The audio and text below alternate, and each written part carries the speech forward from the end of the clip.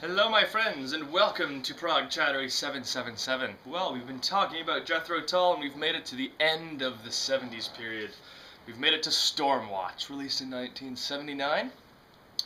Not only is this the final album by Jethro Tull of the 70s, it is also the final album of the famous folk trilogy. That includes Songs from the Wood, Heavy Horses, and Stormwatch. It's kind of the odd duck of that trilogy, I think. It's not. I feel the folk influences aren't as immediately obvious on this one, although they're present. Obviously, Songs from the Wood and Heavy Horses. They still rock. They still have that classic Tull sound, but it's very obvious that there was a change of spirit, and Anderson was writing more of the folky melodies, more of the Celtic-inspired kind of stuff, and the band was following suit really well. I think this album leans a little bit more to rock than folk, possibly, although there is, obviously the folk influence is still there.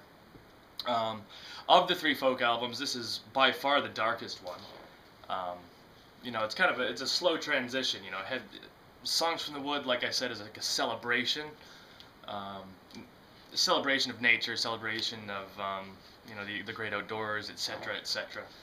And then Heavy Horses is kind of an agricultural album, but there's a storm of brewing on Heavy Horses, and then this one the storm has finally arrived.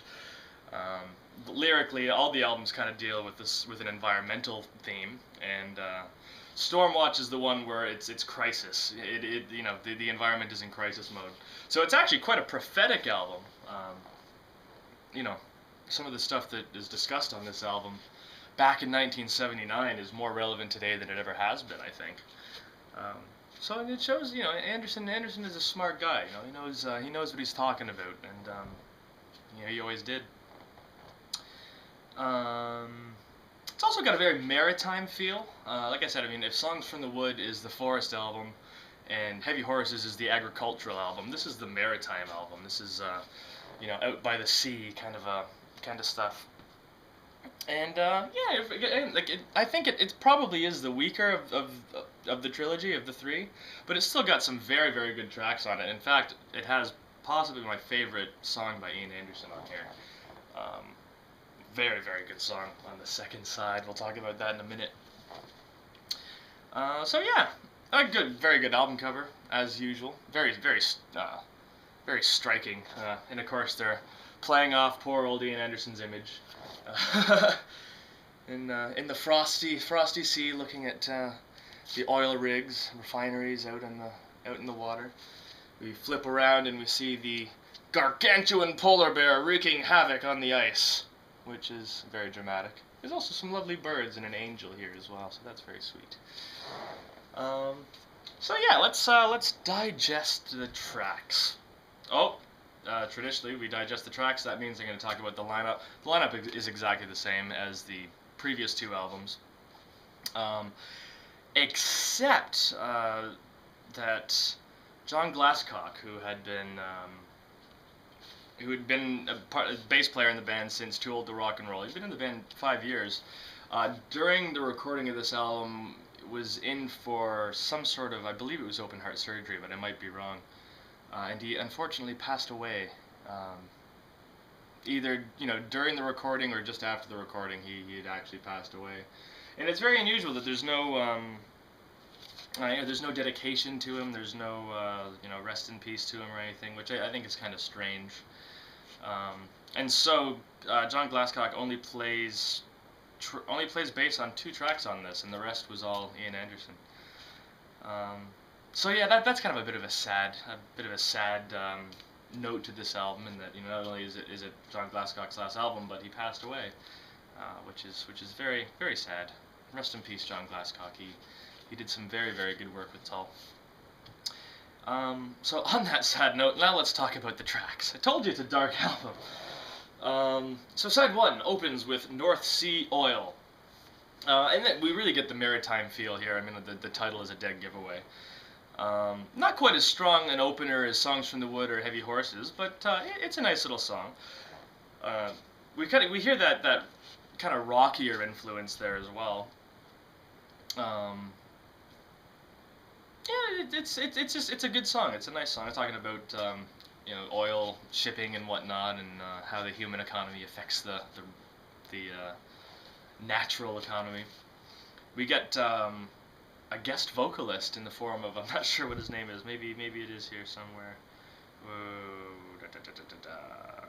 Lee Mantle is the weatherman, and he does a little weather forecast in the middle of the song, which is quite funny. Yeah, it's not a bad opener. Even though there is that acoustic guitar, it is kind of more of a rock song to my ears. The melody is still got that folk thing going, but yeah. North Sea Oil moves into track 2, side 1, which is Orion. Again, this is a song that you know, every time I throw the album on, I really like it, but you know, it's not as memorable as some of the other stuff that Tull had done. Great drum work by Barry Barlow. He does some of his double bass there, which is quite neat. And then there's that kind of classic Jethro Tull trademark where we get the big heavy chorus, the big heavy thumping chorus, and very soft, acoustic, sensitive verses. And it's a good lyric. It's talking about Orion. You can see it right there in the album cover. See Orion? You see the bell? Yeah. Yeah, quite good. I like the chorus too. I mean the big thumping chorus. I like the lyrics there. I'm high on my hill and I feel fine. I like how he rhymes I'm high on with Orion, which is quite cool. Then we move on to track 3, Home. This is probably one of the softer songs on the album. It's a ballad, and it's definitely in that folk mold. But it doesn't strike me like the Celtic stuff, the Celtic folk that was present on the previous 2 albums. It's more just, you know, a nice acoustic ballad. And it's not one of my favorite songs. I mean, it's a pretty melody. You know, it's got that that sentimental kind of a thing going. So yeah, the first side is it doesn't have the same strength as the first 2 albums of the trilogy. Those 3 of the first side. But track 4 of the first side is Dark Ages. This I think is one of the classics of the album, surely, but it's like the forgotten Jethro Tull epic. They had done the epics for the last couple of albums. There had been, you know, at least 1 or 2 longer arranged songs on both of the other folk albums. But Dark Ages, I mean, it is a heavy rock song, really. It starts out quiet. We get some nice John Evans piano chords, and that wonderful Ian Anderson line at the start. Darlings, are you ready for the long winter's night? Really good stuff. But it really builds up, and it turns into a very heavy song. And like I said, it is a classic epic. You know, it's multi-sectioned. We get a couple of different arrangements of the chorus. We get the march, Dark Ages, dun da dun da da ba da ga, and then we also get the fast version. Yeah, it almost sounds like a metal song at times when Martin Barr's guitar first comes in there.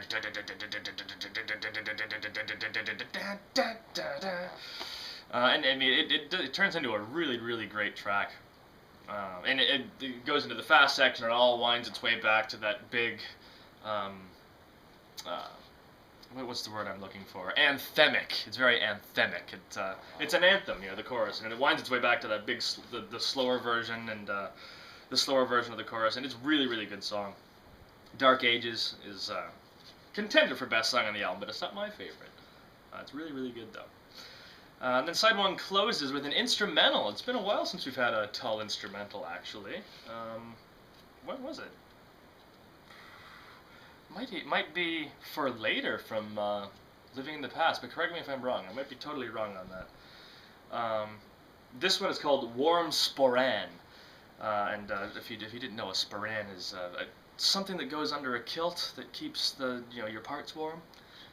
I guess I guess the reference that's the reference to what the title is referring to. Quite silly, quite funny, and only a good Scotsman like Ian Anderson could make that lovely joke. Lovely joke. I might be pushing it there. But the music of Warm Sporran is fantastic. We got a really funky bass line that kind of holds it together, and that's Ian Anderson on bass. And we get this. This is one of those Celtic-y kind of songs. The melody, the flute melody that comes in, da da da, bum ba da da. Really great stuff. And you know that song certainly feels at ease with the rest of the trilogy. So yeah, Warm Sporran is a lovely instrumental, fantastic. We flip the record over and we get Something's on the Move, open side 2. This is one that I feel doesn't fit quite so comfortably on the folk trilogy because it's basically just a straight ahead rock song. But great stuff for Martin Barre. I love that riff. And it's got a great hook to it. Again, you know, it's Ian Anderson writing the song, so you know it's going to be a great melody. Very dramatic, you know, and the weatherman says something's on the move. And then the momentum stops and Martin Barre really gets to bend those notes. And yeah, it's a really good song. And I'm talking about how it doesn't really fit the folk trilogy. And, you know, I think I mentioned in the other videos, I'm not really too sure if Anderson was conscious of writing a trilogy. I mean, that would be quite a commitment to start in 1977 and say, okay, for the next 3 years I'm going to make a series of albums that are totally, you know, thematically linked. And yeah, I'm kind of skeptical. I'm not sure if he consciously did that or if that was just, you know, he was just in that phase at the time. Just like a phase of writing the more folk-oriented stuff. But like I said, these albums are very influential on the rest of Tull. Anyway, I'm digressing. Something's on the Move, the rock song that opens the second side, really good. And that goes into Old Ghosts. This is another one that feels more in the vein of the rest of the folky albums. Really great arrangement here, courtesy of David Palmer. I forgot to mention that on Dark Ages, the heavy epic, fantastic orchestrations on that one. But no, we're back to side 2. Old Ghosts. Really cool orchestral arrangement. That da da da da da da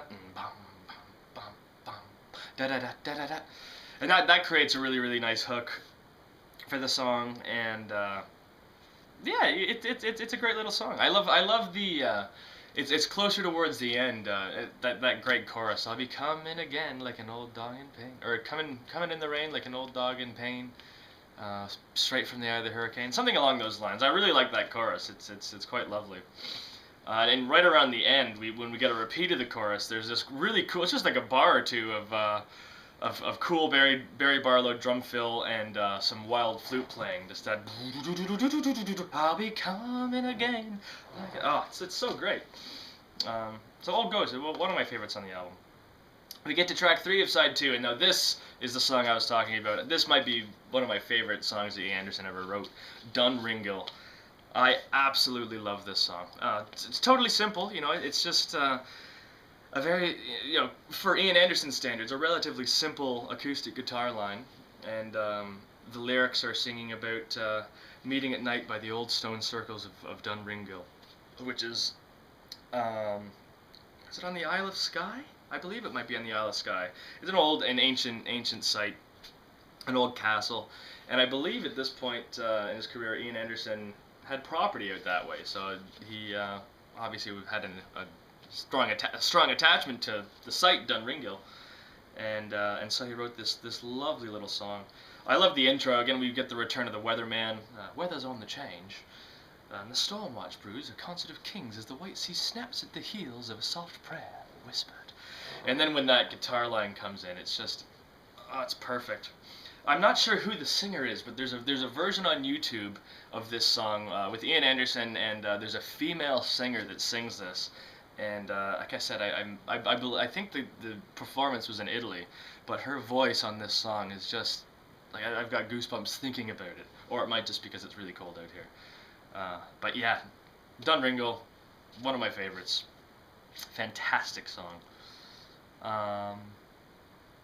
So yeah, that leads us to track 4 of side 2. Now this is really the closer of the album, like it's the final band piece of the album, the Flying Dutchman. This is also the second epic of the album. Like most of the other songs are like, you know, 3 minutes or whatever. Dark Ages is 10 minutes long, and Flying Dutchman is 7 minutes and change, I think. And Flying Dutchman it really is quite lovely. It's very melancholy. It's very, you know, there's a sadness to it. yeah, but it's haunting. It's a ghost story. The story of the Flying Dutchman. I couldn't go into too much detail.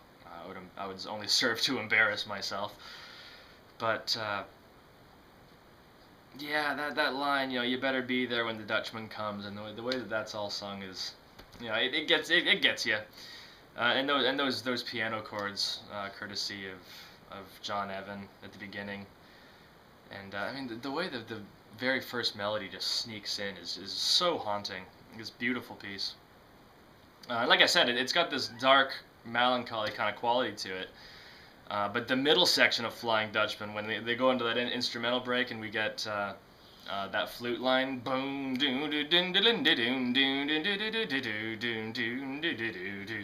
I probably botched that, as I do. I botch it when I do that. But that is just such a strong part, and like I said, it's got this dark atmosphere, and that flute melody comes up, and that's like the ray of keep on keeping on, and I love that about the song. It is really, really good. I think I like Dark Ages better as far as the epics go, because it rocks. But there's something very, very powerful about Flying Dutchman. Classic piece of Tull. And the album wraps up with Elegy, which is very appropriate. It's actually it's very an unusual way to end a Tull album, really. It's just a orchestral arrangement by David Palmer. There's no vocals on it, obviously. There's no band playing on it either, but it's strangely appropriate. Like I said, this album not only marks the end of the trilogy, but it marks the end of the 70s, and it marks the end of this band. And so Elegy, I mean, it almost sounds like a goodbye. It sounds like, this is the proper end of an era. It could also work as a beautiful dedication to the late John Glasscock. So yeah, it's an unusual but a fitting way to end the album. Like I said, it's a weird one, but like I said, it's appropriate that it's there. I got distracted there, sorry. So yeah, that wraps up Stormwatch. Like I said, it is the end of the 70s band. It wasn't, not that they chose to do it that way, but record company interference would cast its ugly hand, and it's a long story, which I'll talk about in greater detail for the next album that we're going to talk about, which is called A. Originally an Ian Anderson solo album, but record company pressured him into making it a Jethro Tull album, and that's kind of how the band fell apart. So yeah, we'll talk about that more later. But it is really unfortunate that this band, the big split, happened, because they've been playing together for 10 years. I mean, John Evan was an old friend of Ian Anderson, so was Barry Barlow. So I think it came to a tumultuous end, and that's a shame. We also lost a very, very tight band, but that's okay, because they did make some strong albums in the 80s, and we're going to talk about those next. So like I said, A by Jethro Tull 1980 is the next album on the docket, so stay tuned for that. And yeah, thanks for watching. We will see you all in the future.